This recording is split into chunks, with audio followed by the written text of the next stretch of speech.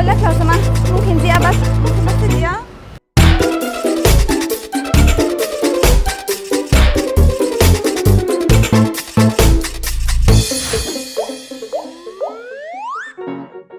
معلش ممكن بس دقيقة أقول لك حاجة؟ انزل لي، ما مش هعرف أتكلم كده.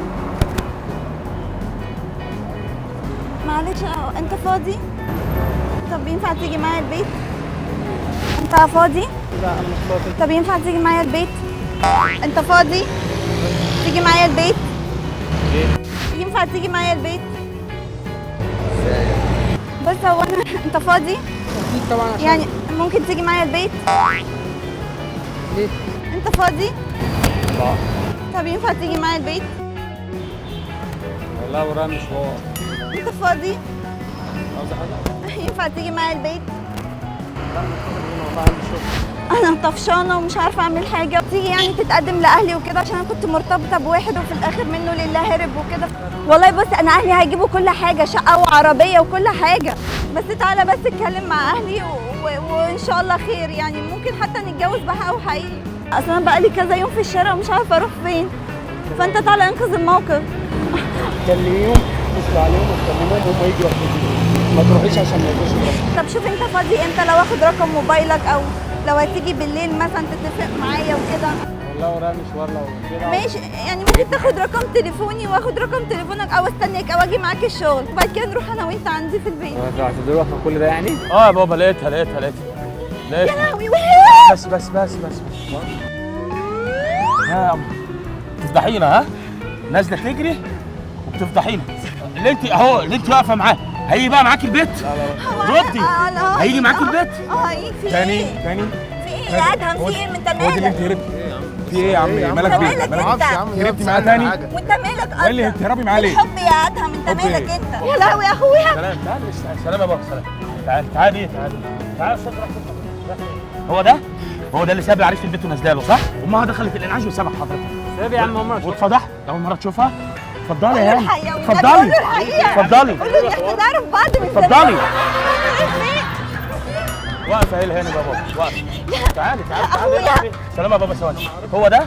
هو ده اللي ساب امك بتموت في البيت ونازله له؟ يا باشا انا بعرف. ردي بس عليا. ايوه هو قال لك ما اعرفكيش.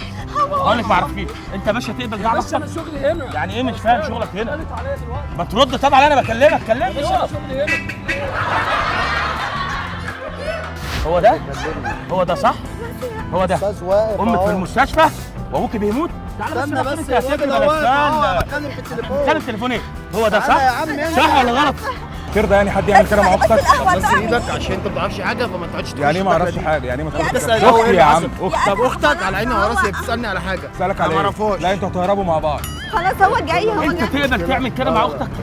استنى بس يا باشا رد يعني ايه بتتكلم في التليفون؟ انت عندك اختين تعمل يا معاها عم كده؟ اتكلم. يا عم رد عليا بس. سيب العريس في البيت وتنزل عشان سعادتك. فرجيني يا هانم هيجي معانا على البيت. فرجيني اتفضلي. فرجيني. عرفتي؟ لو عندك اختين تعمل معاك كده. هو جاي، هو قال هيجي. جاي فين؟ هيجي فين؟ وطي صوتك بطلي فضاء بس يا عم بعد اذنك. اسمعني الله يستر عليك. النبي واقف ما ينفعش اهو. ما هيحوش عنها لو ضربتها. كبرك يا حاج. يا ابني اضربه على طول يا ابني.